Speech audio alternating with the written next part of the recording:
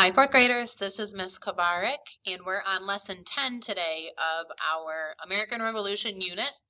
And we're going to read a chapter called From Valley Forge to Yorktown. So here's your vocab. Impress is a verb, and that means to amaze or to cause others to admire or interest you. A bayonet is a noun, and that is a sharp piece of metal attached to the muzzle of a musket. So it goes to a weapon. Number 3 is a model company. That's a noun, and that is a group of soldiers deserving to be copied or imitated by others. So if there's one group of people that's doing really, really good, they're going to be the model group. Foraging is an adjective for the purpose of searching for something, usually food or supplies. Recruit is a verb to search for people to join a group. Decisive is an adjective, which means really important without a doubt. Reinforce is a verb to make a group more effective by adding more people or supplies. Convoy is a noun, a group of ships traveling together for safety. And then a fleet is a noun, a group of military ships that sail under the same commander. So this is chapter 6, and our big question: what European country joined the Continental Army to fight the British, and how did their help influence the outcome of the war? So the colonists are going to get some help from another country, and I want you to think about why that was so important. There is a saying, what doesn't kill you makes you stronger. The winter of 1777 to 1778 was a difficult time for Washington and his men. Those who survived that winter in Valley Forge came to think they were strong enough to survive just about anything.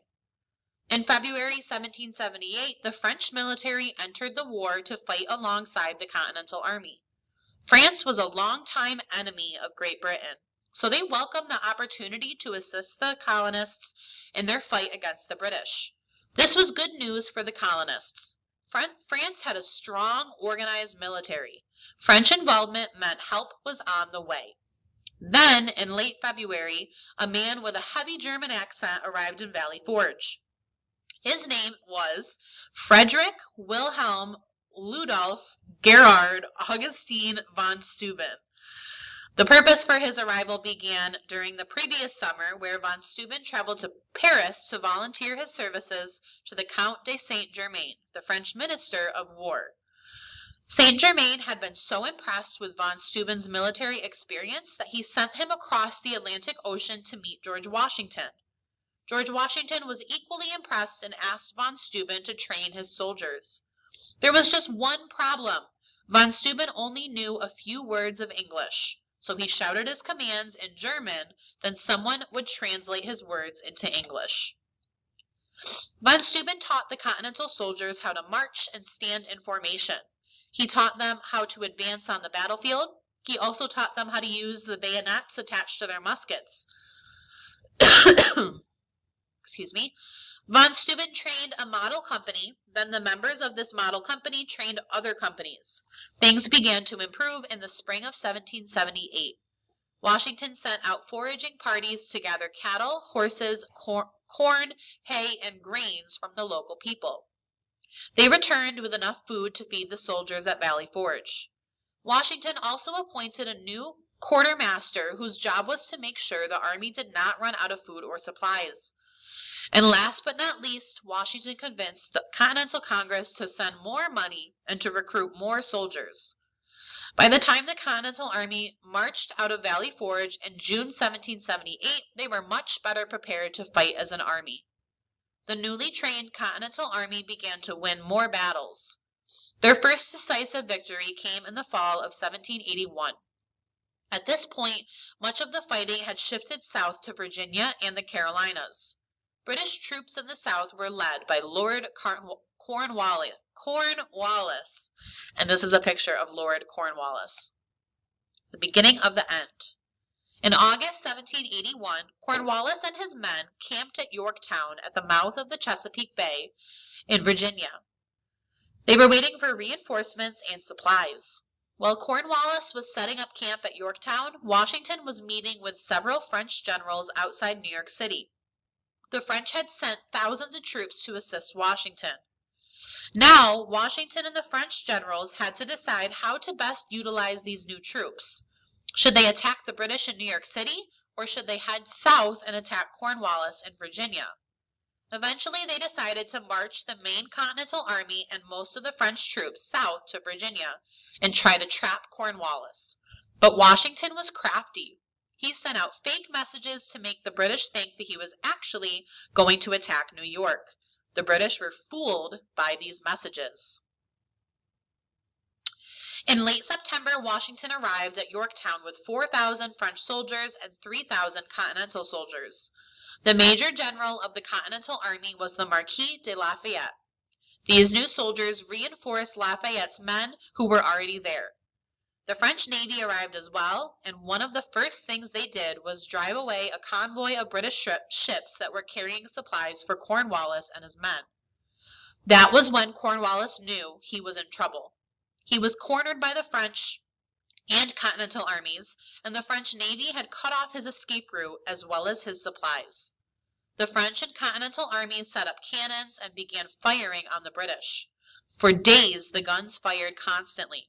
Washington gave orders to fire through the night so the British would not have any quiet time to rest or make repairs.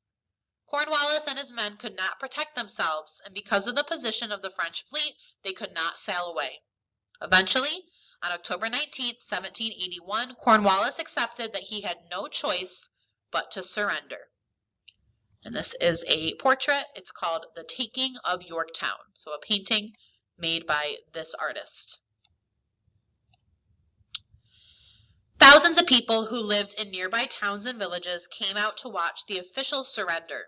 The Continental Army lined up on one side of the road and the French on the other.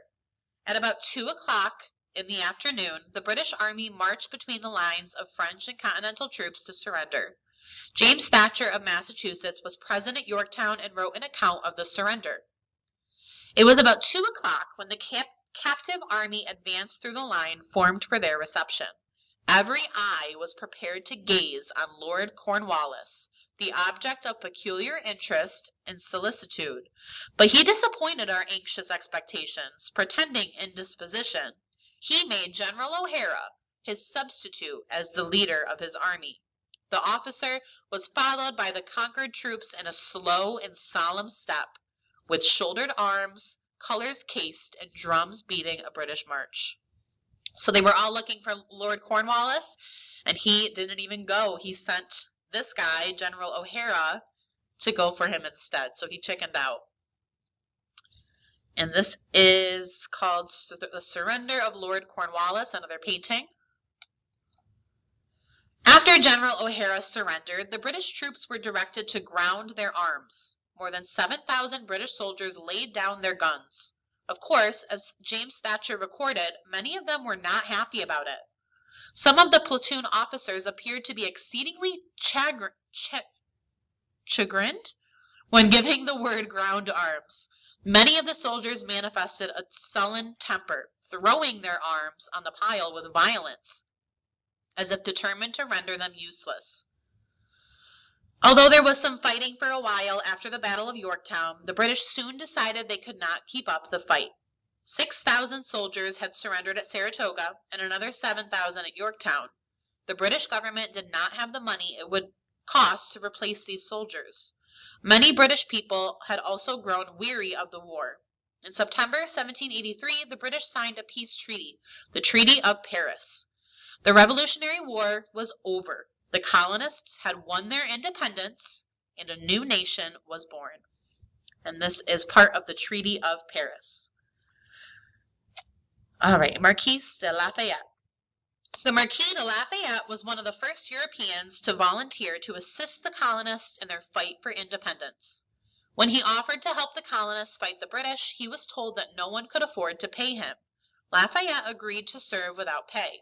The King of France did not want Lafayette, a nobleman, to go off to war, but Lafayette was determined, even if it meant disobeying the king. Lafayette went so far as to purchase a ship to carry him to North America. Only 19 years old when he arrived, he quickly established himself as one of Washington's top generals in the Continental Army. And this is a portrait of him. Okay. So which European country joined the Continental Army to fight the British? How do you think the colonists felt about getting more help from that country? Number 3, the Continental Army learned how to be better soldiers in blank. So what battle did they learn more? Number 4, the heading on page 50, the beginning of the end, suggests, so that title on page 50, the beginning of the end. What does that suggest is going to happen? Number 5, why did Washington trick the British into thinking he planned to attack New York? 6, what surprise does James Thatcher reveal in his account of the surrender at Yorktown? So reread his account of that surrender and what did he reveal? Number 7, the text says that the British troops were directed to ground their arms. What does that mean, ground their arms? Number 8, what word best describes the Marquis de Lafayette? Number 9, did the surrender of British troops at Yorktown end the war? So when they surrendered at Yorktown, was that the exact end of the war? Number 10, the Treaty of Blank declared the colonists had won the war.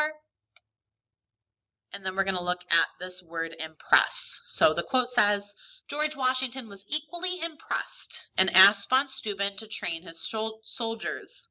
To impress means to amaze or to cause others to feel admiration or interest. So another example, I impressed my mom when I won the spelling bee. So what part of speech is impress? And then I want you to give me an antonym, which is an opposite, and then tell me which of these would impress your teacher. So working with that vocab word, impress. For skills today, I'm going to do a separate video because we have a spelling assessment. So head on over to skills and listen to your spelling assessment. And I hope you all have a wonderful rest of your day. Bye, Adams.